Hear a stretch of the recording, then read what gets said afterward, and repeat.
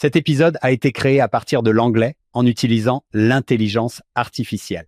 À venir dans cet épisode de Follow Him. Le premier jour sur le champ de mission et vous recevez des pierres.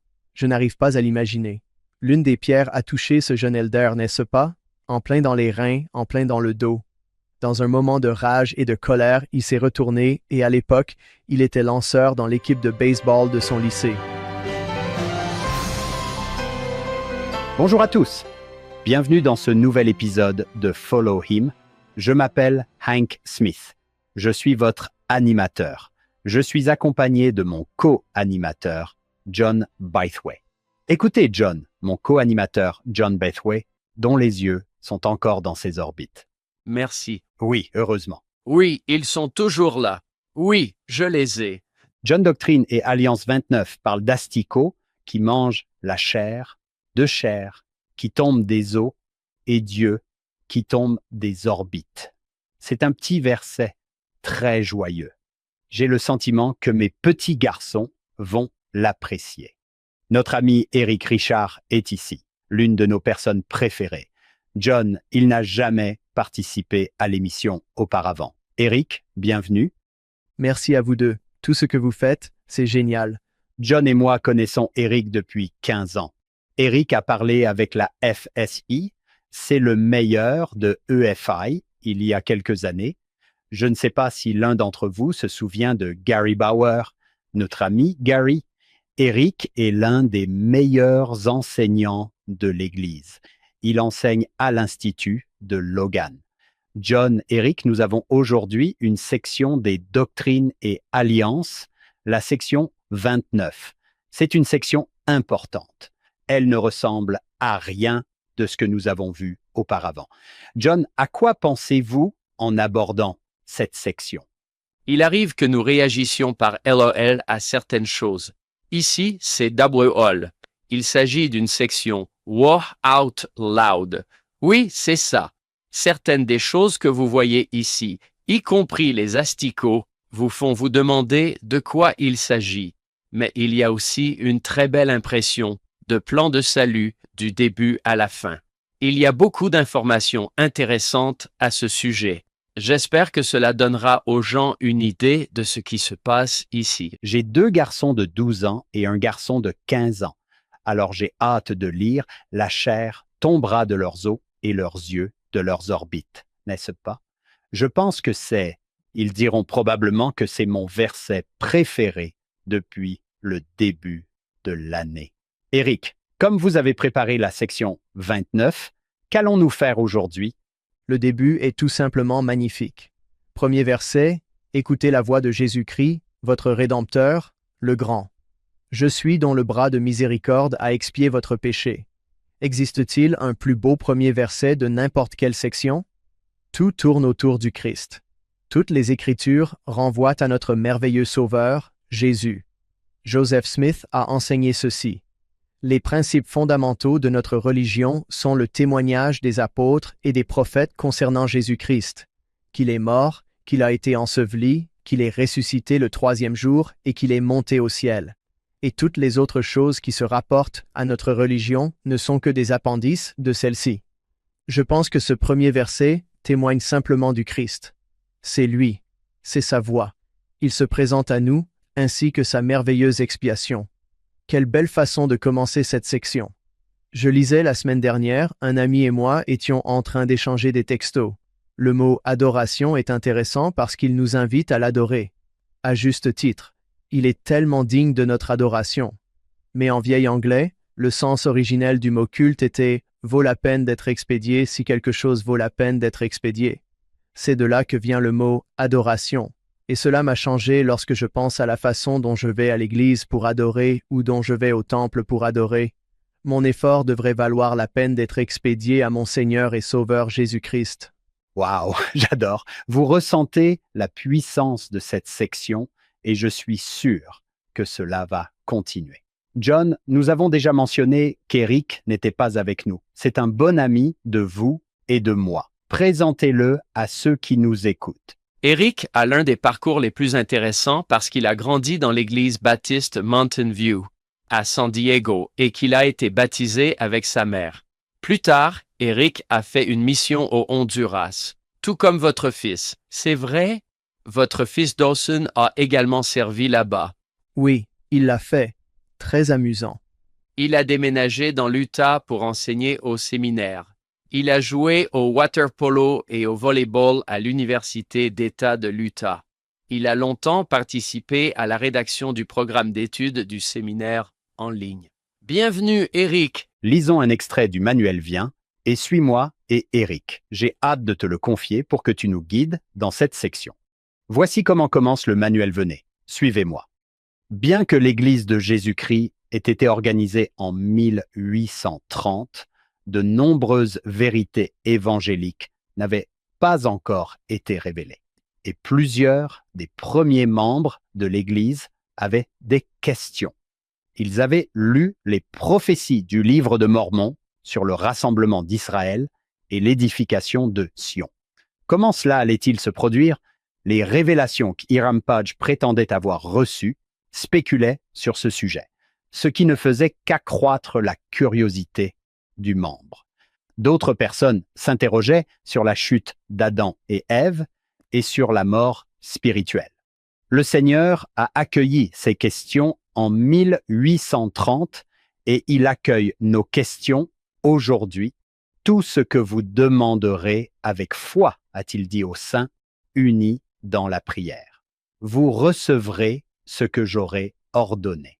En fait, comme le montre la révélation doctrinalement riche de la section 29, le Seigneur répond parfois à nos questions en nous donnant la vérité et la connaissance bien au-delà de ce que nous demandons. John vous avez déjà dit cela. Joseph Smith, à un moment donné de sa vie, dit « Je voulais juste savoir à quelle église adhérer. » C'est tout. Et regardez combien le Seigneur m'a donné. Eric, avec ce début, comment voulez-vous aborder cette section? Cette introduction nous encourage à poser des questions. Cela fait partie de ce que nous faisons. Nous sommes ici parce qu'un jeune garçon a posé une question dans un bosquet en 1820 et nous avons remarqué que les jeunes adultes que nous côtoyons se demandent parfois où trouver ces doctrines. Qu'est-ce qui compte comme doctrine officielle?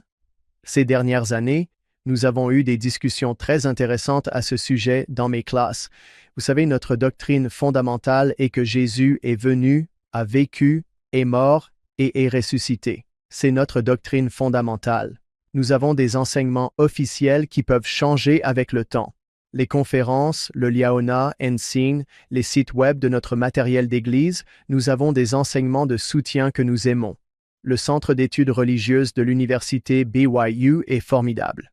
Le RSC, les dévotionnels que nous avons, les campus de BYU, nous avons une politique, une sorte de doctrine politique qui peut également changer. Ce manuel général est le côté salle de presse de l'Église, et puis nous avons ces enseignements ésotériques qui sont peut-être enseignés par quelques apôtres et prophètes. Ils les ont peut-être lancés comme des idées différentes et des choses sur lesquelles ils réfléchissaient, mais ils sont intéressants, mais évidemment pas essentiels. Je pense que lorsque nous recherchons la vérité dans la doctrine, comme l'enseigne l'introduction de l'émission Come Follow Me de cette semaine, il est très important de savoir où ce niveau de vérité s'inscrit dans la vue d'ensemble afin de consommer de la bonne doctrine, de bonnes vérités qui sont éternelles et qui nous aideront à retourner auprès de notre Sauveur Jésus-Christ. C'est ce que Frère Corbridge appelle les questions primaires. Commençons par celle-ci. Il y a des questions secondaires qu'il est amusant d'examiner. Cet exposé s'intitulait « Stand Forever ». Je demande à tous mes étudiants de lire ce dévotionnel de BYU. Alors, Eric, il semble que nous allons avoir des questions primaires de premier ordre dans cette section. Il y en a tellement, parce que cette section, comme John l'a dit dans l'introduction, c'est une section de type plan de salut, pas dans l'ordre chronologique, mais bon sang, ces sujets sont étonnants. Vous savez, en regardant le verset 2, vous savez juste son invitation au rassemblement. Il dit que celui qui rassemblera son peuple comme une poule rassemble ses poulets sous ses ailes. Quelle belle image de ce rassemblement. Il y a quelques mois, Chelsea Chipman nous a parlé de la section 10. Elle nous a montré le verset 67 de Doctrine et Alliance 10. Voici ma doctrine, quiconque se repent et vient à moi est mon Église. Il est intéressant de noter que quiconque se repent et veut venir au Christ, c'est son Église. Alors que je réfléchissais à cela, le Christ, nous avons la preuve de son adieu à la mission dans Luc chapitre 4, et remarquez que le sujet de son discours d'adieu missionnaire était la restauration et le fait de venir à lui. Permettez-moi de lire cela. Vous connaissez l'histoire, il vient à Nazareth, où il avait été élevé, comme c'était la coutume. Il est entré dans la synagogue le jour du sabbat. Il se leva pour lire. On lui remit le livre du prophète Ésaïe. Lorsqu'il ouvrit le livre, il trouva l'endroit où il était écrit « L'Esprit du Seigneur est sur moi, parce qu'il m'a consacré par l'onction pour annoncer la bonne nouvelle aux pauvres. Il m'a envoyé pour guérir ceux qui ont le cœur brisé, pour annoncer aux captifs la délivrance et aux aveugles le retour à la vue, pour renvoyer libres ceux qui sont meurtris, pour annoncer une année de bonheur pour le Seigneur. » Il ferma le livre et se mit à leur dire « C'est aujourd'hui que cette parole s'accomplit à vos oreilles. » Il veut que les gens sachent dès le début de son ministère qu'il est là pour guérir. Il est ici pour promouvoir le bonheur et la paix et pour apporter tout type de soulagement à n'importe quel malaise que n'importe qui ressent. Ce rassemblement dans la section 29, verset 2, je pense que c'est la même chose. À Logan, Patrick Mason, qui travaille dans l'État de l'Utah, a écrit et dit beaucoup de choses intéressantes sur ce sujet. Il nous a fait remarquer récemment lors d'une réunion que le terme « Église rétablie » n'était pas vraiment utilisé à l'époque de Joseph. Ce n'est qu'en 1913 que James E. Talmage a utilisé le terme d'Évangile rétabli. Il n'a été utilisé que 3 fois avant l'année 1900. Ce rassemblement et cette restauration avaient pour but de ramener le peuple de Dieu à lui. Le terme « restauration », même dans le livre de Mormon, concernait plutôt la restauration de nos âmes auprès de notre Père céleste. Alma 11, Alma 42. J'aime cela. Le deuxième verset est une invitation. Nous essayons de vous rassembler pour vous ramener à Dieu. Oui, nous restaurons une église, un système, une gouvernance et des clés de la prêtrise. L'objectif final est de restaurer le peuple de Dieu auprès de lui. Quelle belle introduction de la part de notre Sauveur Jésus-Christ. J'aime ce verset que vous avez lu dans Luc 4. Parfois, je demande à mes étudiants, quel est le meilleur verset de l'Ancien Testament qui vous vient à l'esprit pour décrire le Sauveur après que nous ayons fredonné pendant 1 minute? Vous savez quoi? Nous n'avons pas à en choisir un parce que Jésus l'a choisi. Il l'a choisi et il a choisi de se concentrer sur « Il est venu pour guérir les cœurs brisés ». J'ai toujours aimé cela. Il ne parle pas de colère, de jugement ou de punition. Il se concentre sur le fait que je suis venu libérer les captifs et guérir ceux qui ont le cœur brisé. Bon, voici une question que j'ai toujours eue pour vous deux à propos de ce verset. Jésus a-t-il dit « Donnez-moi le rouleau d'Isaïe » ou le ministre lui a-t-il donné un rouleau au hasard ou l'a-t-il choisi délibérément? Je me suis toujours demandé comment cela s'est passé, parce que je pense qu'il savait exactement ce qu'il faisait et que c'est peut-être parce que tout était prévu qu'il a choisi le verset d'Isaïe 61. Oui, je pense que le Seigneur, dans le monde des esprits, doit dire à Isaïe « J'aime toujours ton livre ». C'est vrai? Je l'ai sur ma table de chevet. Oui. Je pense que chaque fois que le Seigneur veut que nous apprenions quelque chose sur lui, il dit « Pourquoi ne pas lire le livre d'Isaïe s'il lui avait été remis ?»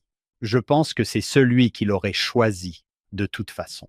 Oui, et j'ai adoré qu'Éric dise cela. Comment l'avez-vous appelé? C'est comme l'annonce de sa mission. Oui, son adieu. Oui, c'est vrai. Oui, c'est une excellente façon de le dire. Oui, il commence sa mission.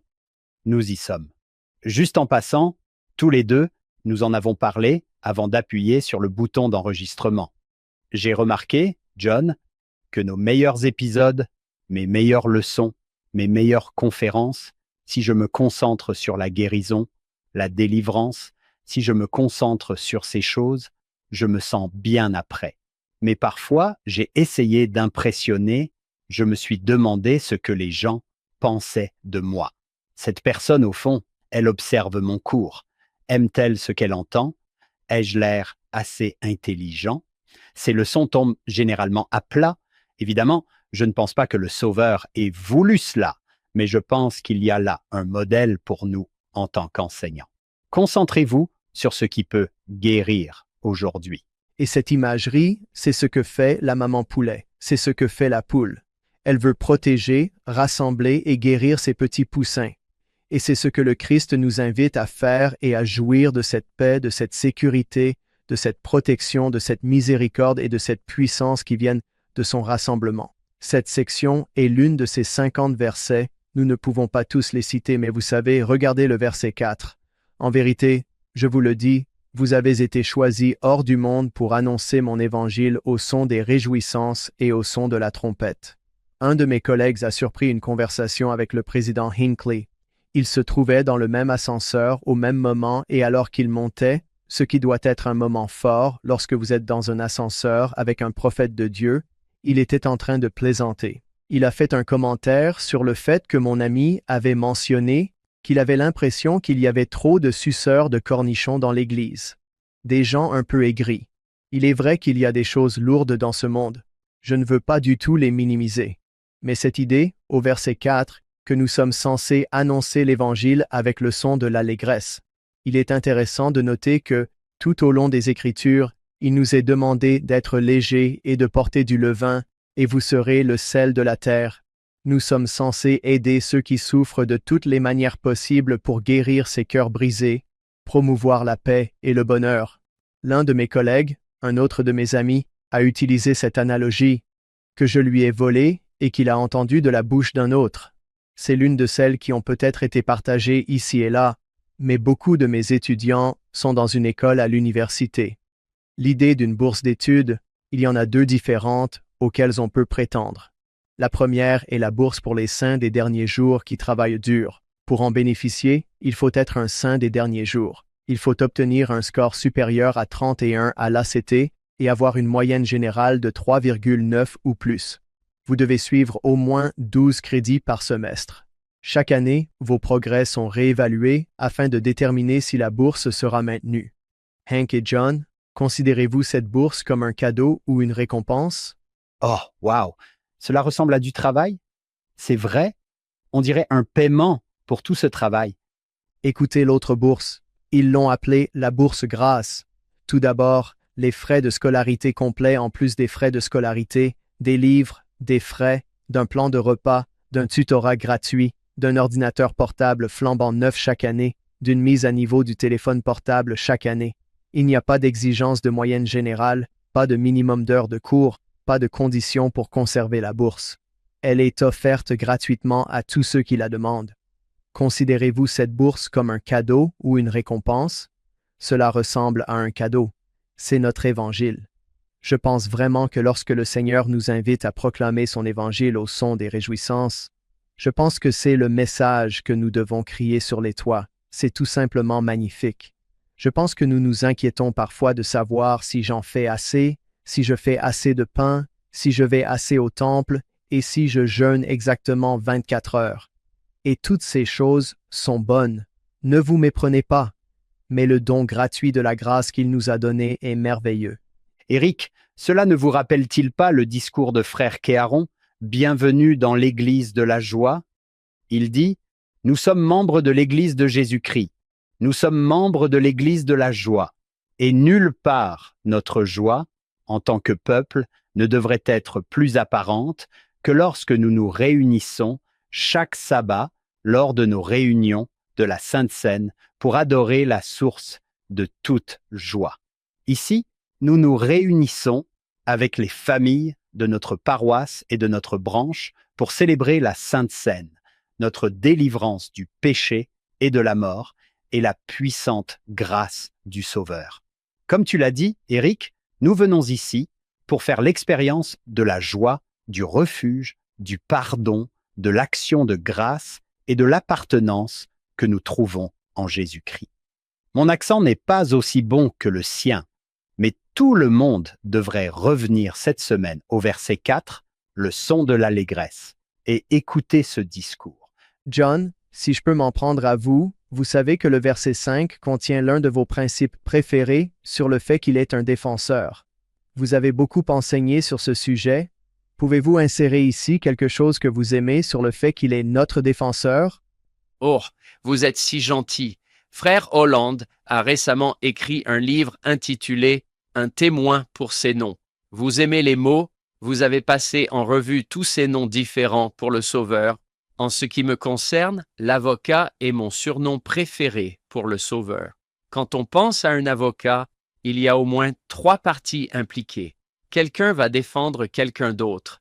Plus j'ai lu sur le sujet, plus je vois cela comme un avocat pour la défense. Ce verset ainsi que d'autres, j'ai pensé que nous pourrions en parler. J'ai donc ouvert mon verset d'avocat favori qui se trouve dans le 1er Jean, chapitre 2, verset 1. En parlant de joie, et si quelqu'un a péché, disons si une femme a péché, si un homme a péché, si un adolescent a péché, si quelqu'un a péché, nous avons un avocat auprès du Père, Jésus-Christ, le juste. Je veux parler des bonnes nouvelles. C'est ainsi que cette section commence, pleine d'espoir. Devinez quoi? Nous avons un défenseur puisque vous l'avez demandé. Il y a un artiste qui a fait beaucoup de peintures que nous utilisons. Je ne pense pas qu'il soit membre de notre Église. Je pense que c'était un adventiste du 7e jour nommé Harry Anderson. Cherchez sur Google Harry Anderson, Jésus, avocat, et regardez cette représentation du jugement dernier et remarquez comment elle s'accorde avec les premiers versets de la section 45 des Doctrines et Alliances, qui mentionne également notre avocat. Quand je pense à un avocat, je pense à quelqu'un qui se précipite à vos côtés pour vous défendre devant le Père, ce qui est une image pleine d'espoir. Oui, j'ai vérifié avant que nous n'arrivions ici, John. Soutenir publiquement une personne qui représente les intérêts d'une autre personne, une personne qui soutient ou défend une personne, c'est exactement ce que vous voulez dans le Seigneur. Oui, ce que le Sauveur fait ici dans la section 45. J'aimerais juste lire ceci, et je sais que nous allons aborder la section 45 plus tard, qui est une autre section étonnante. Mais écoutez le début du verset 3. C'est le Sauveur qui parle. Écoutez celui qui est l'avocat du Père et qui plaide votre cause devant lui en disant « Père, voici les souffrances et la mort de celui qui n'a pas commis de péché et en qui tu es heureux. Voici le sang de ton Fils qui a été versé, le sang de celui que tu as donné pour te glorifier toi-même. C'est pourquoi, Père, épargne ceux-ci, mes frères qui croient en mon nom, afin qu'ils viennent à moi et qu'ils aient la vie éternelle, ou épargne mes sœurs qui croient en mon nom. Et remarquez qu'il ne dit pas d'épargner ceux qui, comme vous venez de le mentionner, Éric, ont été parfaits et ont jeûné pendant exactement 24 heures. Épargnez ceux qui croient en mon nom. Quel verset plein d'espoir. Il ne parle pas de ce que vous avez fait, il parle de ce qu'il a fait. Il s'est fait l'avocat du Père pour vous. N'est-ce pas magnifique? Quelle introduction impressionnante de la part de notre Sauveur. Les rappels de sa bonté et maintenant, au verset 7, avec ses vérités, il nous invite à aller et à nous rassembler. Vous êtes appelés à opérer le rassemblement de mes élus, car mes élus entendent ma voix et n'endurcissent pas leur cœur. C'est intéressant. Historiquement, le Seigneur a donné des vérités à des gens du monde entier. Il aime tous ses enfants. La première présidence a publié il y a quelques années une déclaration selon laquelle les grands chefs religieux du monde, tels que Mahomet, Confucius et les réformateurs, ainsi que les philosophes tels que Socrate, Platon et d'autres, ont reçu une partie de la lumière de Dieu. Ces vérités morales leur ont été données par Dieu pour éclairer la nation entière et apporter un niveau de compréhension plus élevé aux individus. Et il conclut, « Nous croyons que Dieu a donné et donnera à tous les peuples une connaissance suffisante pour les aider sur la voie du salut éternel. » J'aime beaucoup cela. Le rassemblement concerne tous les enfants de Dieu et l'invitation est donnée. Hank, vous avez Mason qui va aller rassembler les élus. Washington, D.C. Sud. John, vos enfants ont servi, je crois, sur presque tous les continents, n'est-ce pas? Je veux dire la France, l'Islande, Tahiti, la Virginie occidentale et l'Uruguay. Nous l'avons vu de nos propres yeux. Mon fils et moi avons pu servir. Ma fille envisage d'y aller l'année prochaine. C'est un plaisir. Il est évident que ce rassemblement se fait des deux côtés du voile, comme nous l'a enseigné le président Nelson. Je tiens à remercier les personnes qui ont servi à plein temps ou dans le cadre d'une mission de service, d'une mission d'enseignement ou d'une mission de prosélytisme. Si vous avez invité d'autres personnes à considérer les vérités de l'Évangile, je vous remercie. Si vous êtes allés au temple pour aider de ce côté du voile, je vous remercie. C'est une œuvre formidable que nous accomplissons. Dans notre paroisse, nous avons lancé un petit défi à l'automne. Nous avons invité tout le monde à aller au temple. Nous avons fait dessiner une image des artistes du temple et chaque fois que quelqu'un s'y rendait, il pouvait apposer un autocollant, ce qui a donné lieu à une compétition entre le quorum d'anciens et la société de secours. Chaque semaine, des autocollants étaient apposés et notre petite section de 150 membres de la YSA a réalisé près de 500 ordonnances en 2 mois. Nous sommes maintenant passés à l'indexation. Nous utilisons l'application Get Involved. Si vous ne connaissez pas l'application Get Involved, il vous suffit d'aller à l'endroit où vous obtenez vos applications et de taper Get Involved. Il s'agit d'une méthode d'intelligence artificielle pour indexer les noms. Cela passe par la recherche familiale et c'est génial. Nous allons terminer cela dans quelques semaines. Notre petite unité de 150 personnes. Il semble que nous allons indexer environ 200 000 noms. L'électricité, le fait de savoir que nous fournissons des noms au temple de plusieurs pieux, c'est tellement amusant. Ce rassemblement dont parle le Seigneur est si agréable. Et vous, nos rassembleurs, vous avez vu des gens se rassembler. Éric, vous avez commencé par l'exemple de la poule. Et remarquez les mots exacts au verset 2. Qui rassemblera son peuple comme une poule le fait. Et c'est un thème tellement merveilleux que nous entendons. Au verset 7, vous êtes appelés à réaliser le rassemblement de mes élus. Je ne sais pas ce qu'il en est pour vous, mais après Covid, je pense à nouveau au rassemblement à l'Église. N'était-il pas merveilleux de voir tout le monde et de penser à la bénédiction que c'est de pouvoir se rassembler? Oui, c'est tellement vrai. Et nous avons vu ces histoires miraculeuses de rassemblement. C'est tellement amusant de voir le Seigneur travailler parmi ses enfants. J'ai lu quelques histoires à ce sujet. Jason Hines. C'est dans le magazine New Era de juin 2012. Il était l'un des meilleurs coureurs jamaïcains avant de partir en mission. Il a été appelé à New York pour la mission Nord. L'entraîneur, bien sûr, lui a dit de rester à la maison. Il avait trop de perspectives en termes de course à pied au niveau supérieur, mais il a décidé de servir. Un jour, ils se sont retrouvés au Washington Square Park à New York. Ma fille habitait juste à côté lorsqu'elle allait à l'école de Columbia. J'ai donc vu ce parc et j'ai essayé d'imaginer ce moment. Son compagnon a dit à ce groupe d'artistes « Hey, nous avons le coureur le plus rapide de New York qui aimerait faire la course avec lui. » Tout d'un coup, la foule commence à se rassembler. Pauvre Elder, il est comme « Qu'est-ce que vous faites? Qu'est-ce que vous faites? Non, non, regarde juste. » Un jeune garçon s'est approché et a dit « Je vais faire la course. » Ils ont donc mis en place un petit bloc de départ improvisé. Elder Hines portait sa veste et tenait son livre de Mormon, et l'autre gars lui a dit « Veux-tu enlever ta veste, poser le livre? » Non, c'est bon. Il a donc laissé ce type prendre quelques secondes d'avance. Ce n'était pas une longue course, je suis sûr que c'était moins de 100 mètres. Après quelques secondes d'attente, il a décidé de décoller et de le rattraper. En le dépassant, il a brandi le livre de Mormon et a dit « L'Église est vraie », puis il a gagné la course. Grâce à cela, ils sont devenus très populaires dans la région. Et chaque fois qu'il rencontrait des petits groupes, il demandait en la course. Il a écrit dans cet article du New Era « J'ai fait 77 courses pendant ma mission et je n'en ai jamais perdu une seule. » C'est étonnant de voir comment le Seigneur peut prendre nos dons et nos talents uniques et nous placer au bon endroit au bon moment pour en profiter. Une autre histoire, racontée par Frère Perry, est celle d'un président de mission qui a été appelé au Brésil. C'était la même mission dans laquelle il avait servi en tant que jeune missionnaire. Il raconte que lorsqu'il est arrivé là-bas, on lui a demandé, ainsi qu'à son compagnon, d'ouvrir une nouvelle zone. Ils se promenaient pour prendre leur repère dans cette nouvelle région. Lorsqu'ils sont passés devant une église, le pasteur a demandé à ses fidèles de le suivre dans la rue et il a désigné ses 2 missionnaires SDJ et a commencé à les agiter.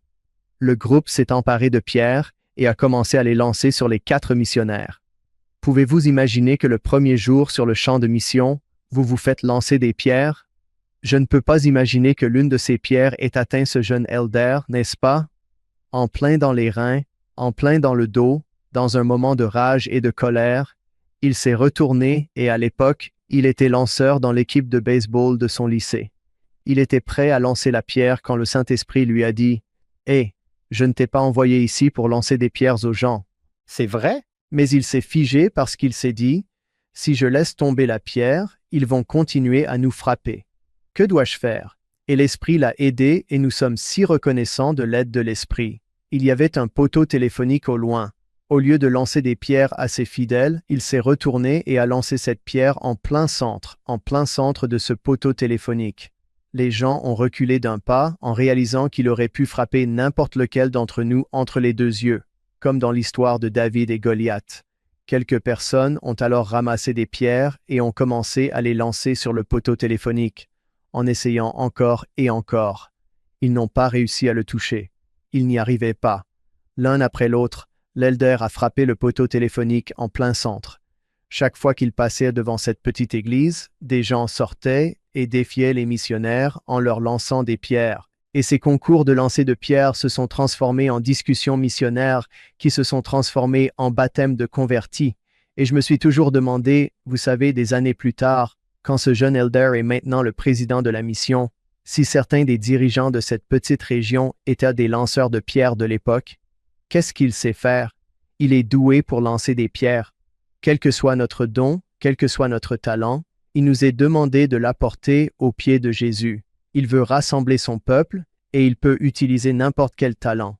Si votre talent consiste à lancer des pierres ou à participer à des courses, si vous êtes doué pour la musique ou si vous êtes doué pour le ballet ou la danse, quel qu'il soit, il peut utiliser ce don pour faire avancer son œuvre et amener les gens à son merveilleux Fils, Jésus-Christ.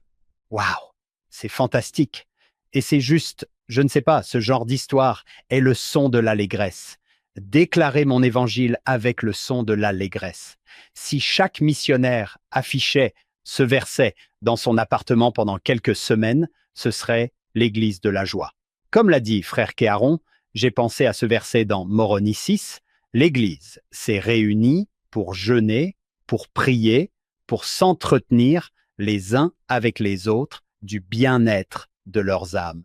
Pour moi, il y a quelque chose dans l'église, lorsque nous nous réunissons et que quelqu'un donne une leçon très préparée du quorum des anciens, qui est juste, c'est rafraîchissant, c'est remplissant, cela vous donne juste cette énergie que vous pouvez le faire.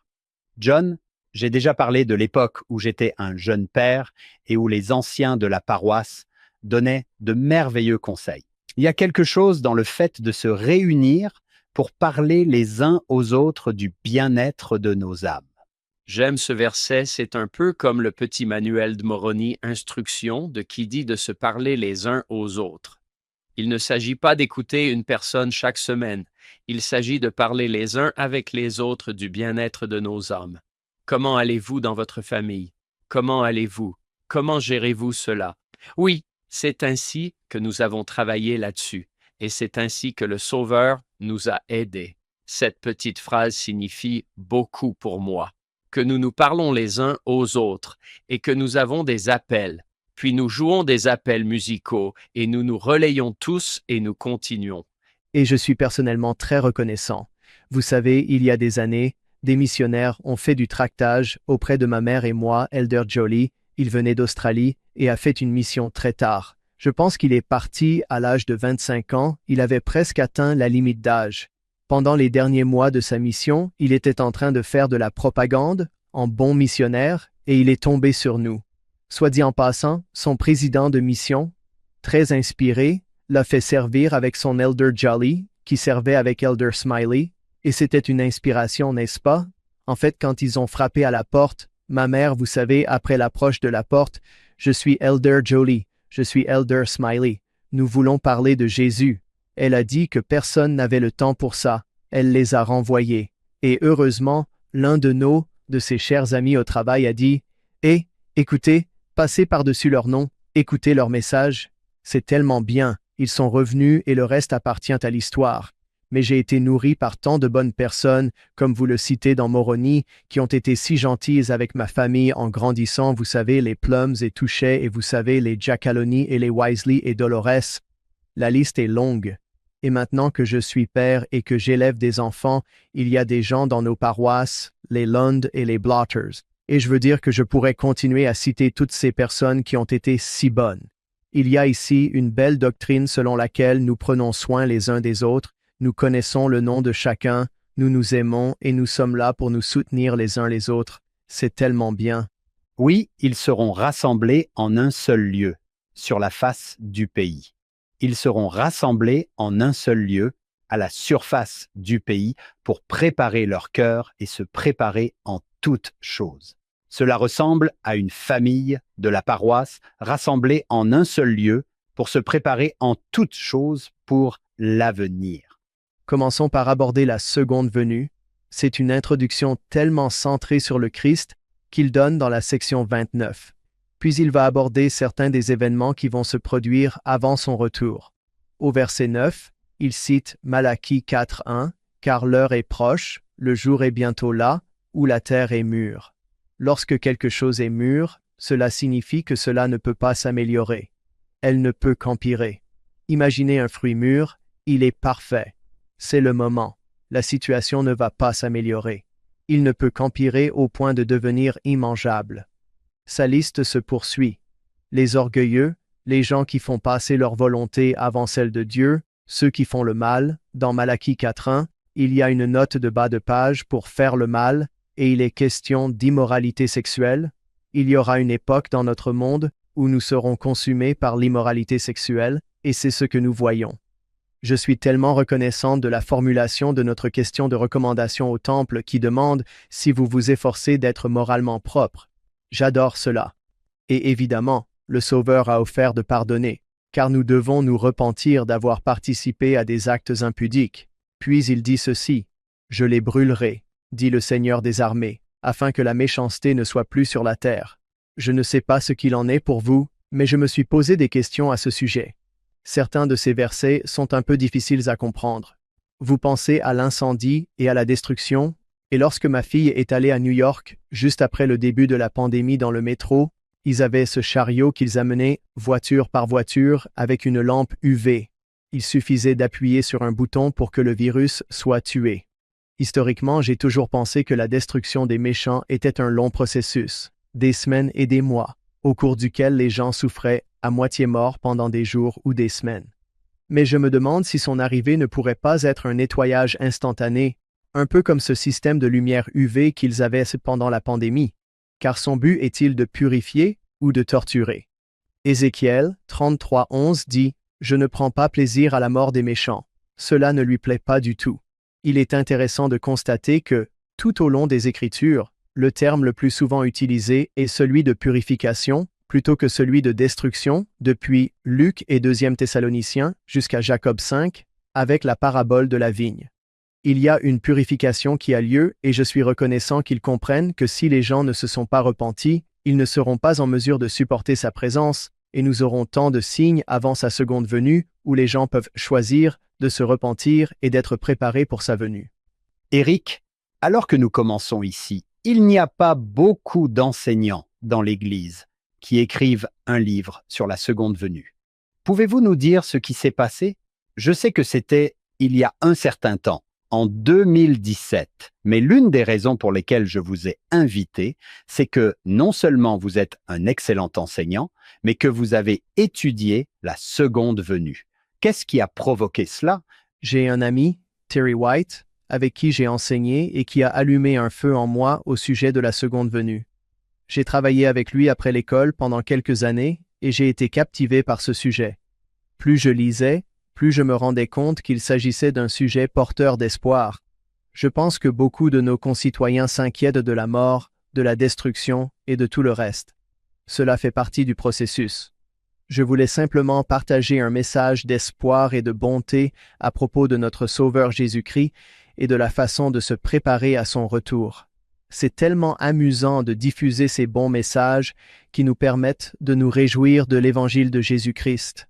Et une fois que nous comprenons le contexte et ce que les prophètes ont dit à propos de ces événements, cela devient beaucoup plus porteur d'espoir et beaucoup moins sombre. Oui, John, je ne me souviens plus de qui c'était. Nous avons eu un invité, je ne sais même plus depuis combien de temps, qui a dit « Assurons-nous de ne pas édulcorer le péché. Appelons le péché, péché. Appelons la méchanceté, méchanceté. » Le Seigneur des armées dit que la méchanceté ne sera plus sur la terre. Si nous ne l'appelons pas par son nom, comment pouvons-nous savoir ce dont le Seigneur va se débarrasser? La méchanceté ne sera plus sur la terre. Je ne pense donc pas qu'il faille s'en détourner. Comme Éric l'a dit, il ne s'agit pas de détruire les gens, mais de donner des définitions qui aident les gens à savoir où se situer.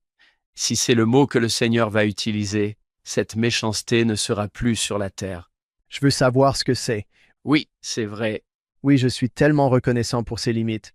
Vous savez, au verset 11, il va se révéler du ciel avec puissance et grande gloire. Ici, il vient dans le monde. Cette section n'est pas dans l'ordre chronologique, comme je l'ai mentionné plus tôt, parce que dans les versets 11 à 13, nous voyons qu'il commence à parler du millénaire. Tout à coup, et il y a d'autres événements qui vont se produire avant son apparition, il commence à parler de la résurrection des morts et du règne millénaire. Il y a eu tellement d'écrits sur le millénium que les gens ont demandé, vous savez, si nous pouvions l'accélérer, pouvons-nous prier très fort? McConkie et son Messie millénaire ont dit non, il viendra au temps fixé. Cela va arriver. Il ne sera pas introduit prématurément parce que les gens sont justes ou retardés à cause de l'iniquité. Les gens se sont demandé ce que cela ferait de voir Satan. Je ne sais pas s'il y aura une émission d'information ou des vidéos TikTok créées lorsque nous verrons des images de Satan ligoté. Il est intéressant de noter que le prophète Ésaïe a vu cet événement dans Ésaïe 14, 16 et 17. Il dit « Ceux qui te verront te regarderont d'un œil étroit et se demanderont si c'est bien l'homme qui a fait trembler la terre, qui a fait trembler les royaumes, qui a transformé le monde en désert et en a détruit les villes, qui a ouvert la maison de ses prisonniers? Oh, c'est donc toi que j'ai écouté, n'est-ce pas? Je pensais que vous seriez plus grand. Plus beau ou quoi que ce soit d'autre? Les choses de l'ancien monde nous manqueront-elles lorsque cet événement se produira? Je ne le pense pas. Isaïe 65, 17. Car voici que je crée de nouveaux cieux et une nouvelle terre. On ne se souviendra plus des choses passées, elles ne reviendront plus à l'esprit.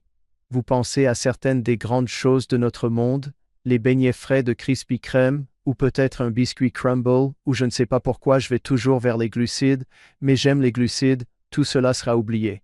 Je pense que nous pourrions plaisanter en nous rappelant que nous aimions le bacon dans l'ancien monde, et que maintenant il y a peut-être un nouvel aliment, et que nous nous en réjouissons. Il y a tant de promesses au cours de ce règne millénaire, de parents justes capables d'élever leurs enfants. Qu'est-ce que cela signifie? Pensez à ces retrouvailles, au célibat et à l'absence d'enfants qui ont disparu. La mort est vaincue. Le divorce complique la vie aujourd'hui, mais tout finira par s'arranger.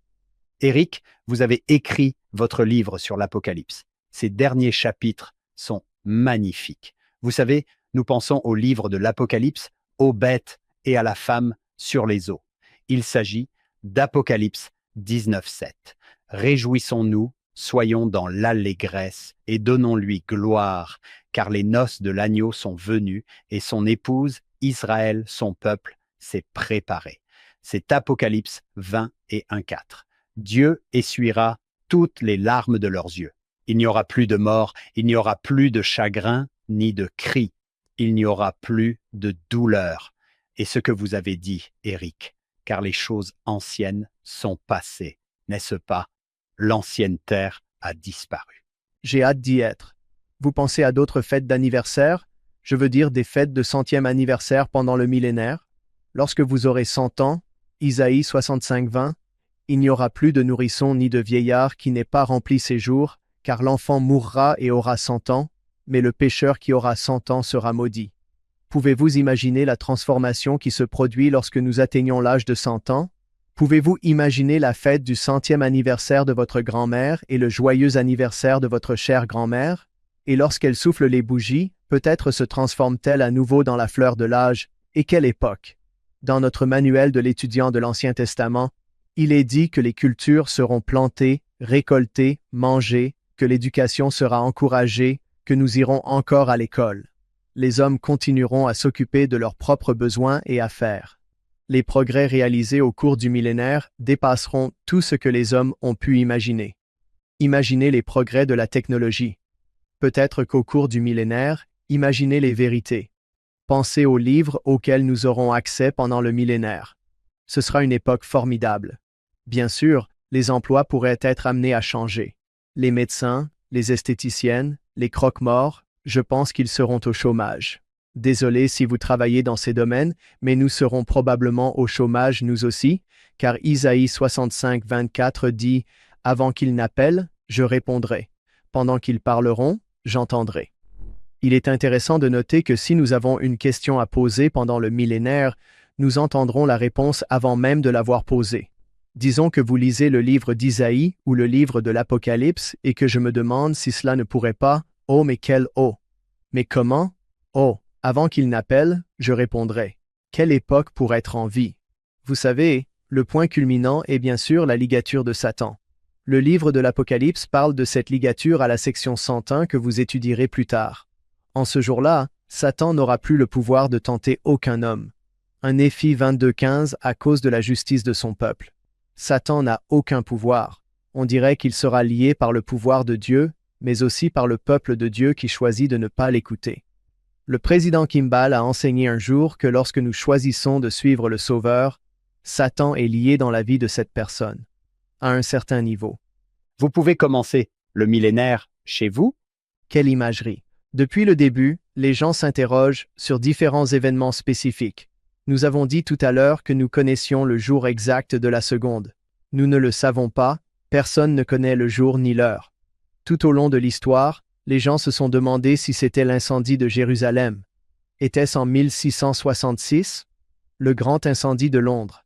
Mary Bateman, je lisais ceci en préparation pour aujourd'hui, 1806, elle avait des poules qui pondaient des œufs sur lesquels était écrit le message « Christ arrive ». Et c'est devenu une sorte de 1806 viral, les gens sont venus de partout.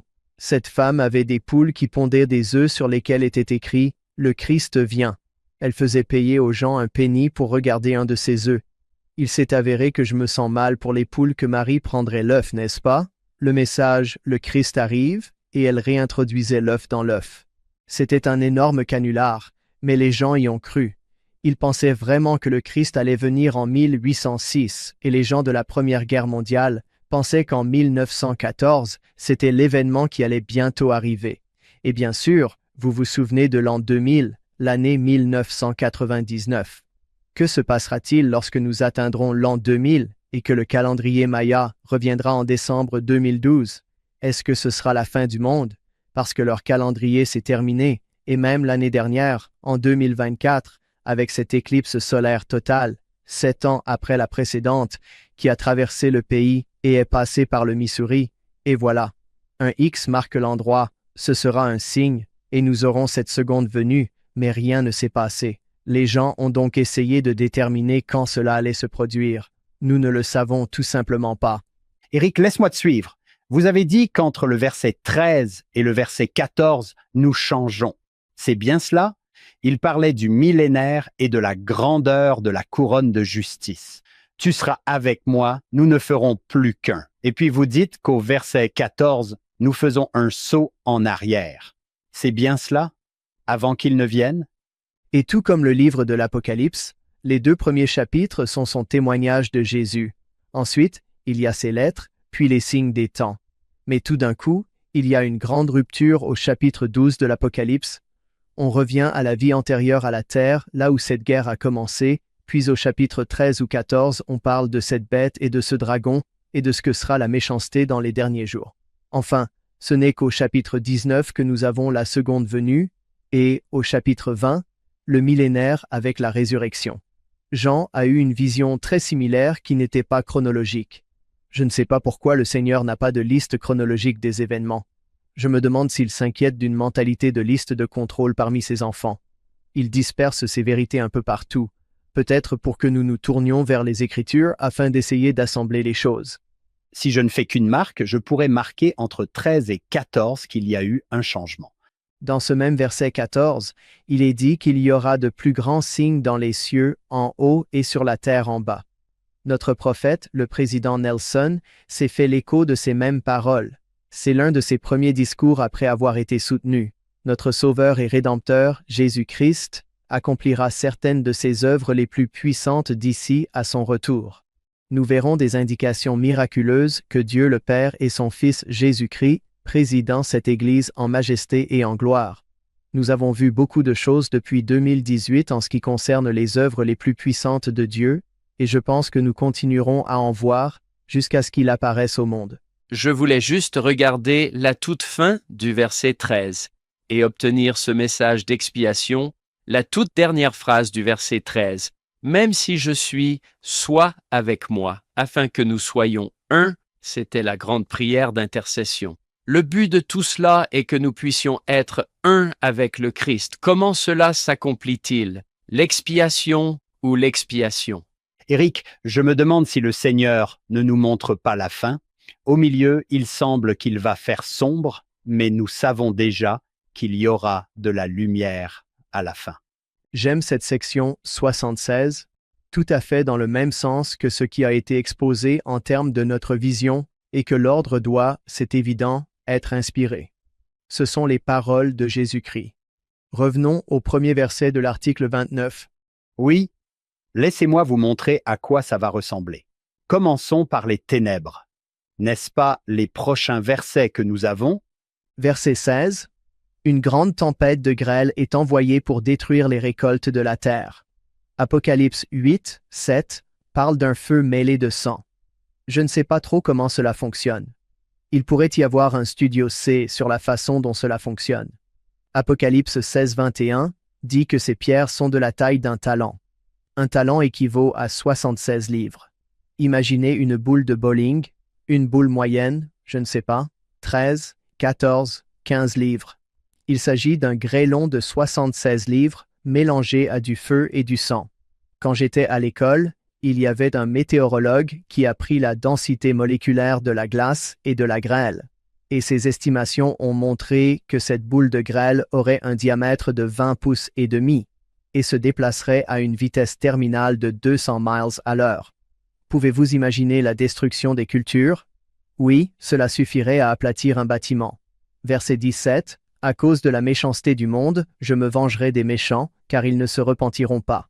Et c'est très très bien de le souligner ici. Vous vous rappelez qui est purifié? Eh bien, ce sont les peuples célestes qui vivent un style de vie céleste, qui aiment pécher et qui n'ont aucun intérêt à ce que se repentent. De retour à la section 5, verset 19, le Seigneur dit « S'ils ne se repentent pas ». Le Seigneur dit que s'ils ne se repentent pas, le Seigneur va purifier ceux qui ne veulent pas se repentir, qui savent peut-être ce qu'est la repentance mais qui n'ont aucun intérêt à changer de vie.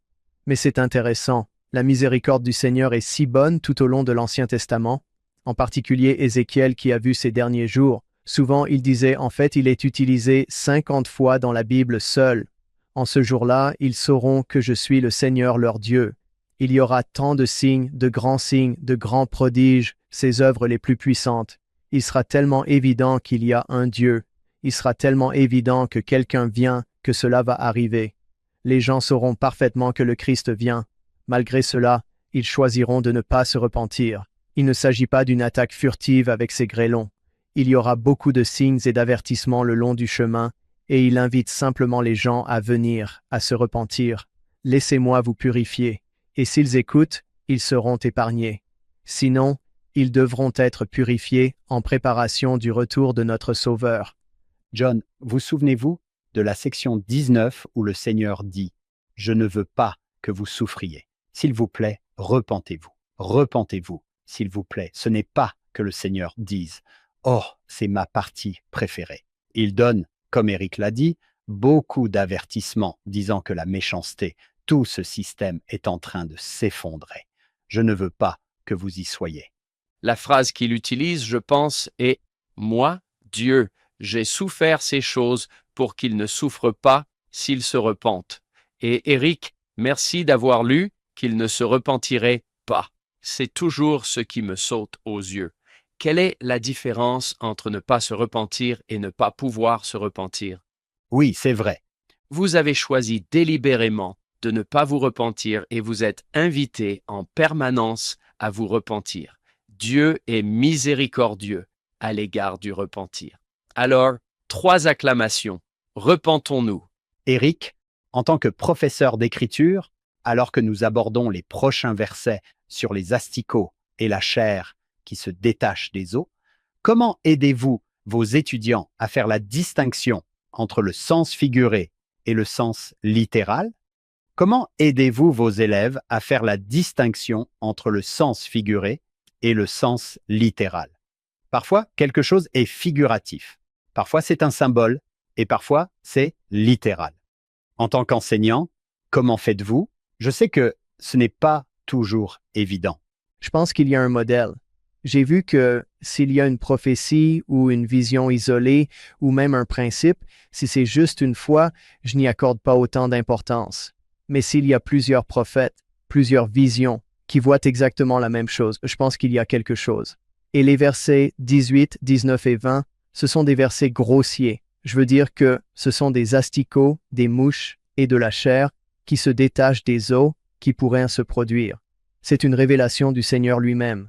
C'est isolé, et je suis juste curieux, je ne sais pas ce qui va se passer si c'est littéral dans les versets 18 à 20, parce qu'il semble que c'est la seule fois que ces mots sont utilisés. Quand j'ai regardé les notes de bas de page, par exemple, la note 18A parle d'une peste. Cela ressemble à ce qui se passe lors d'une peste quelconque. Éric, sur ce, je regarde les versets 14 à 21.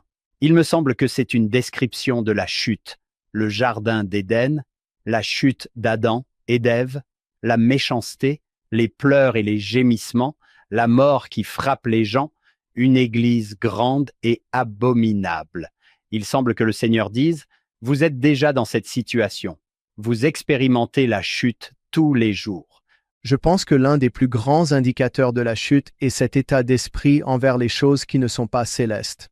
Vous avez mentionné le verset 21, cette église abominable dans Apocalypse 13. Dans les versets 17 et 18, nous avons appris à connaître cette bête, et plus j'ai lu, en particulier les commentaires de nos prophètes et apôtres bien-aimés, il semble que cette bête soit un état d'esprit. Oui, il y aura un antéchrist qui sera le porte-parole de la bête, mais il y a une idéologie de la méchanceté. Apocalypse 17, de 1 à 4. La grande horreur qui siège sur les grandes eaux, avec laquelle les rois de la terre se sont livrés à l'impudicité, ayant dans ses mains une coupe d'or remplie d'abominations et des souillures de son impudicité. Frère McConkie a enseigné cela dans son commentaire doctrinal sur le Nouveau Testament. Tous les gouvernements de la terre sont de temps en temps de mèche avec la grande horreur. Ils font des choses telles que, et voyons si cela se produit de notre vivant, interdire le culte de Dieu, refuser la liberté de religion, de croyance à tous leurs citoyens, ne pas garantir le libre exercice de la conscience. Ils promulguent des lois qui limitent l'action de l'homme, exigent l'enseignement de faux principes, et leurs systèmes éducatifs refusent aux représentants de certaines églises le droit d'enseigner leur doctrine. Ils ne punissent pas les crimes et ne protègent pas les droits de leurs citoyens. Cette idéologie, cette bête est parmi nous. Nous devons être prudents. Nous avons différents messages pour répondre aux tentations qui nous invitent et nous incitent à faire des choses que notre Père céleste nous a supplié de ne pas faire. Il espère tellement que nous deviendrons de plus en plus comme son Fils. C'est une pente glissante. Nous devons être très attentifs à l'Évangile, à son étude quotidienne, à l'enseignement de ses principes à nos enfants et à nous réunir à l'Église pour nous édifier les uns les autres, car cette bête est sérieuse. Cette idéologie a pour but de détruire les enfants de Dieu. Éric, cet état d'esprit est quelque chose que le Seigneur n'accepte pas. Cela ressemble à point. Hank, je me demande si l'une des raisons pour lesquelles le président Nelson nous a invités à penser au céleste, c'est à cause de cette bête, de cet état d'esprit. Il est évident qu'il connaît très bien les Écritures. Il nous invite à avoir cet état d'esprit céleste afin que nous soyons prêts pour le retour du Fils de Dieu. J'aimerais vous poser une question à tous les deux. Il semble que, vous savez, parfois nous avons l'idée de « Oh, je vais juste passer un peu de temps à Babylone et puis je vais sortir de là ou je vais venir à Sion. Et je pense que ce qui est effrayant, Eric, à propos de cet état d'esprit, c'est qu'il peut vraiment changer votre nature. Il peut vraiment changer votre façon de penser et ce que vous désirez. Est-ce que vous êtes tous les deux d'accord avec cela ou est-ce que je suis à côté de la plaque? Il ne fait aucun doute qu'il s'agit d'une pente glissante. Tout ce à quoi nous pensons, nous le devenons en fin de compte. Pourquoi lisons-nous les Écritures? Pourquoi allons-nous au temple? Pourquoi étudions-nous l'Évangile? Je pense que nous essayons simplement de remplir notre esprit de pensées célestes et centrées sur le Christ pour nous aider à combattre ces points de méchanceté des derniers jours. J'aime bien la phrase où vous vous rappelez tous les deux comment Amalek a empoisonné l'Aronti. Quelle était cette phrase? Oui, par degré. Par degré. Et je pense que de la même manière, nous pouvons parfois être affectés par ce qui nous entoure. Beaucoup d'idées mondaines. J'aime ce qu'a dit Chéri Dieu, aller aux sources qui ne disent non que la vérité. Et c'est pourquoi nos écritures sont si importantes pour nous garder enracinés dans la vérité. Oui, John, n'avez-vous pas enseigné la parabole de la marinade pendant longtemps? Ce qui vous entoure devient une partie de vous.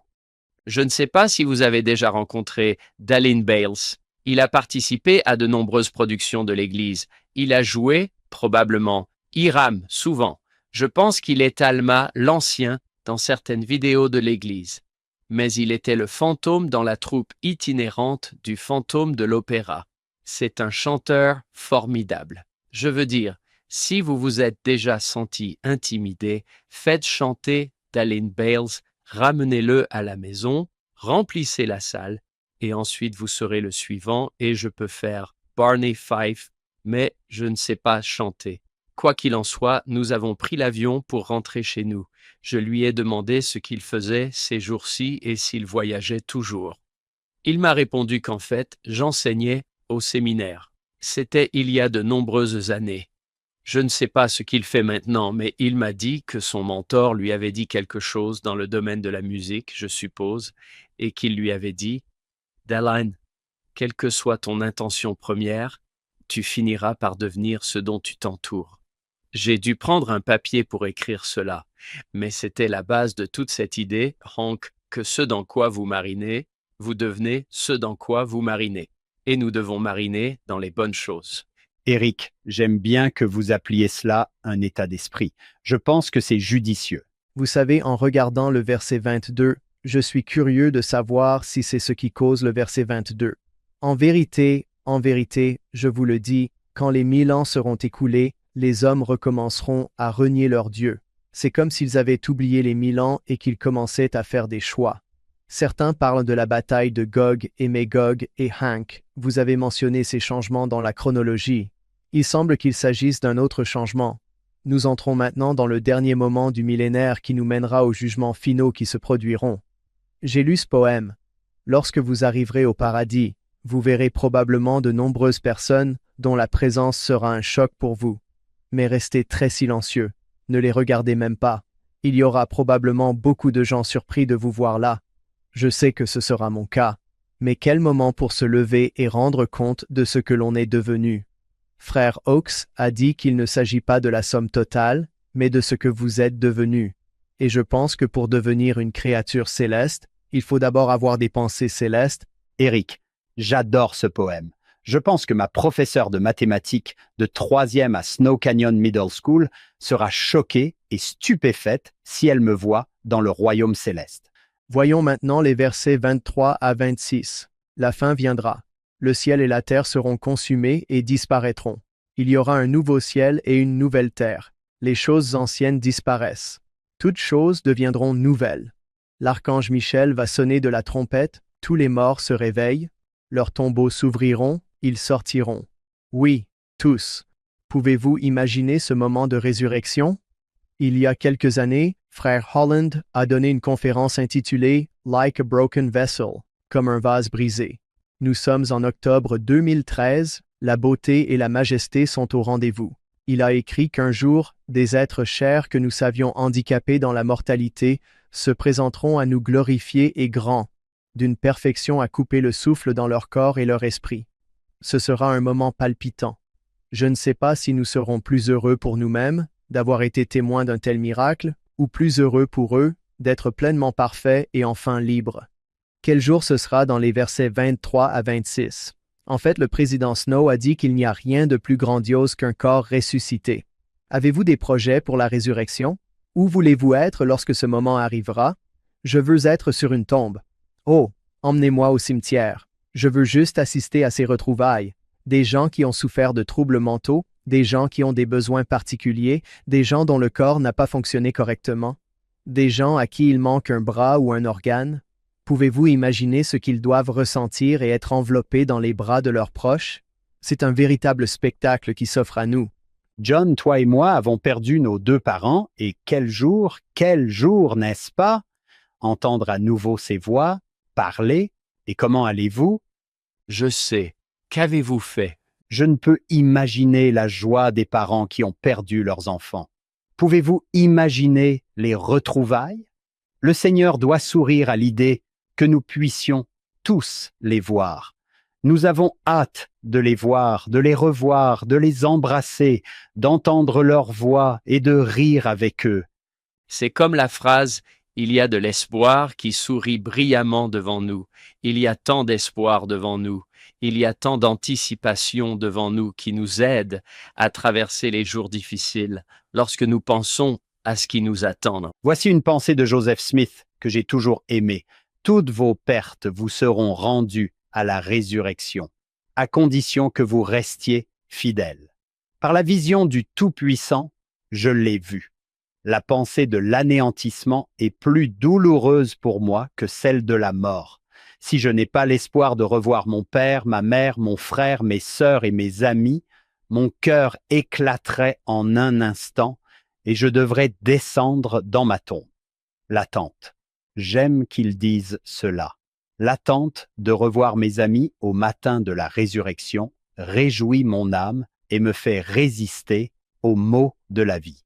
C'est comme s'ils faisaient un long voyage et qu'à leur retour, nous les retrouvions avec une joie accrue. N'est-ce pas magnifique? Inscrivez-moi pour cela. Je veux voir. J'anticipe un peu ces réunions. Nous venons juste dans mon quorum des anciens de parler du discours de conférence générale que frère Brooke P. Hales a donné. Il a dit « J'ai fait un rêve que je n'ai jamais oublié. Dans mon rêve, j'étais assis dans mon bureau dans le bâtiment administratif de l'église. Maman est entrée dans le bureau. Elle était décédée. Je savais qu'elle venait du monde des esprits. Je me souviendrai toujours des sentiments que j'ai éprouvés. Elle n'a rien dit, mais elle rayonnait d'une beauté spirituelle que je n'avais jamais connue et que j'ai du mal à décrire. Son visage et son être étaient vraiment stupéfiants. Je me souviens lui avoir dit « Maman, tu es si belle », en faisant référence à sa puissance et à sa beauté spirituelle. Elle m'a de nouveau reconnu sans parler. J'ai senti son amour pour moi et j'ai su qu'elle était heureuse et guérie de ses soucis et défis terrestres et qu'elle attendait avec impatience une glorieuse résurrection. Je sais que pour maman, la mortalité a fonctionné et qu'elle fonctionne aussi pour nous.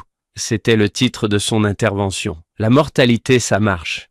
Il y a tant d'histoires comme celle-là, cette sorte d'aperçu, de retrouvailles avant la résurrection. Je pense que vous êtes tous les deux d'accord pour dire que ce jour futur vaut la peine d'être vécu. Je m'accroche à cette attente et la façon dont je vis aujourd'hui va affecter ce jour. Je ne sais pas. Il y a une force dans tout cela.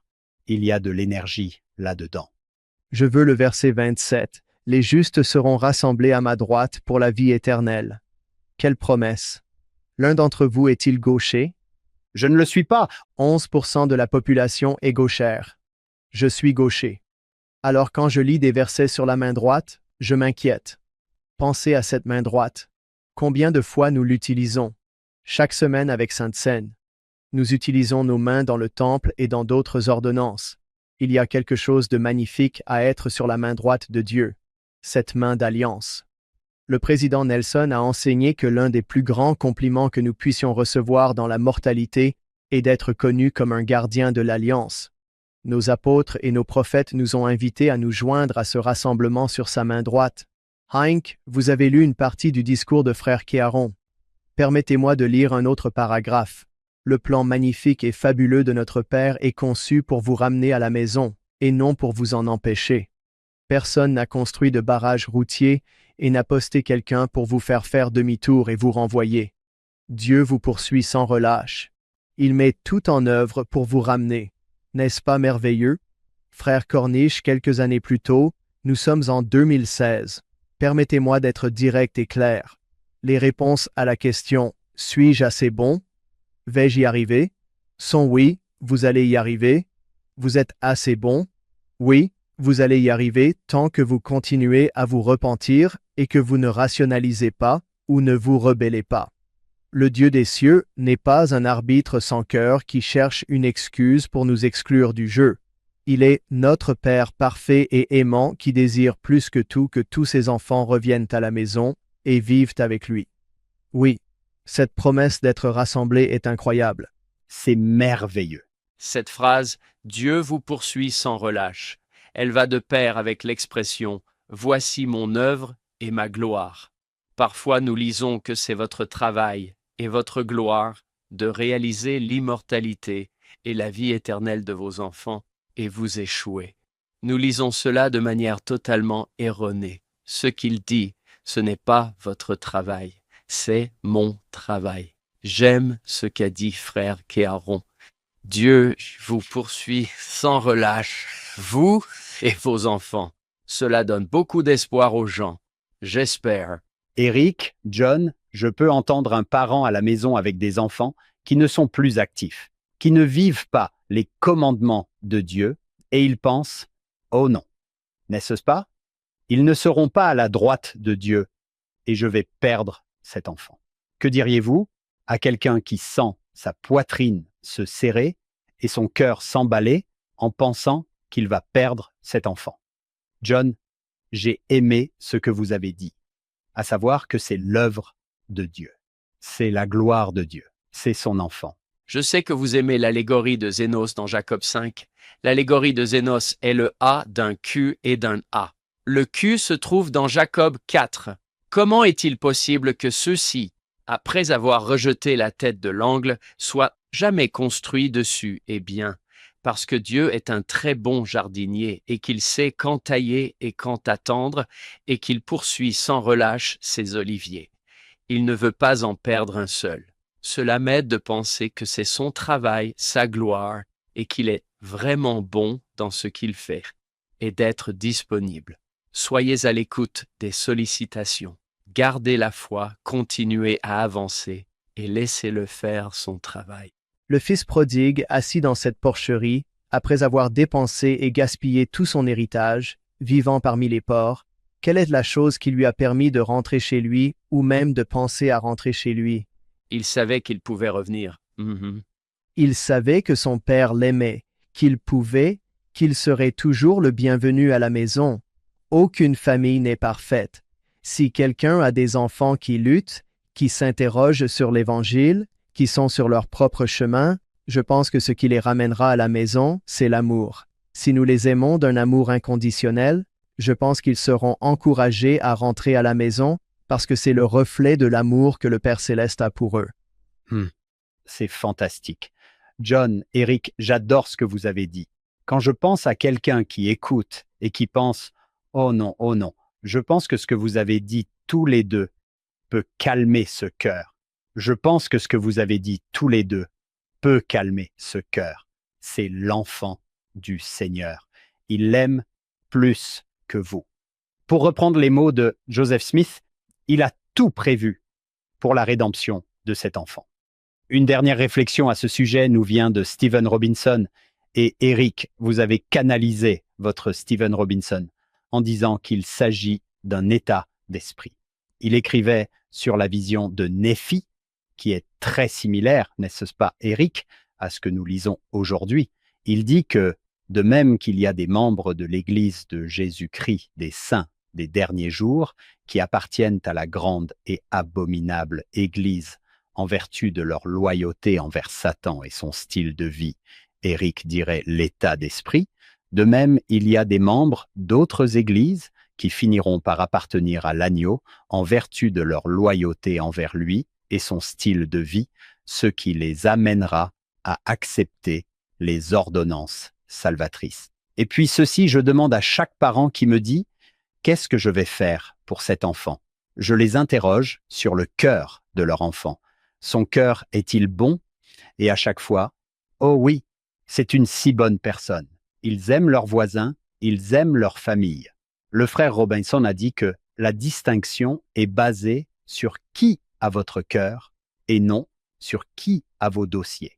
J'ai toujours aimé cela, que vous puissiez regarder un enfant qui n'est peut-être pas actif dans l'Église, mais son cœur est bon et le Seigneur a son cœur. Il y a tellement de temps. Il y a tellement de temps. Oui, nous voulons nous repentir rapidement. Mais dans le schéma éternel des choses, il y a beaucoup de temps pour que Dieu continue cette mission de sauvetage pour ses enfants. Et comme tu l'as dit, Éric, le fils prodigue, son père attend. Mais quand il le voit, il s'élance à toute vitesse vers lui. Et rappelez-vous, Hank, il y a 4 ans, section 46, verset 15, que le Seigneur adapte ses miséricordes aux conditions des enfants des hommes. Un adolescent qui a grandi dans les années 70, comme moi, est différent d'un adolescent qui grandit dans les années 2020. C'est un monde différent, les conditions sont différentes, et le Seigneur fait preuve de miséricorde à cet égard. Rejoignez-nous pour la deuxième partie de ce podcast.